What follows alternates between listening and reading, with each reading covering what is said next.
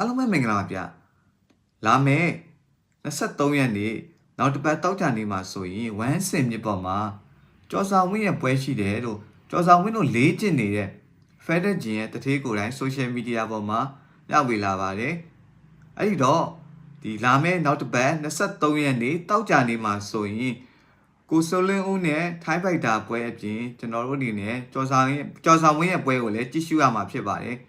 ကျော်ဆောင်ဝင်းရဲ့ပြိုင်ဘက်ကတော့ဂျပန်ဖိုက်တာဖြစ်နေတယ်လို့သတင်းတွေလည်းထွက်နေပါတယ်အဲ့တော့နောက်တစ်ပတ်မှာဆိုရင်ကျွန်တော်တို့ဒီခေါင်ဝက်ဖြစ်စွန်းလုံးပွဲအပြင်ဒီကျော်ဆောင်ဝင်းပွဲလည်းကြည့်ရှုရမှာဖြစ်ပါတယ်ကျော်ဆောင်ဝင်းပွဲကတော့ဒီ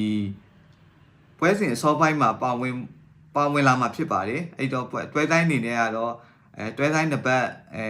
3ဒါမှမဟုတ်4သမုတ်5အဲ့လိုနေရာမျိုးလေးတွေမှာပါဝင်လာဖို့များပါတယ်အဲ့တော့ကျွန်တော်တို့ဒီ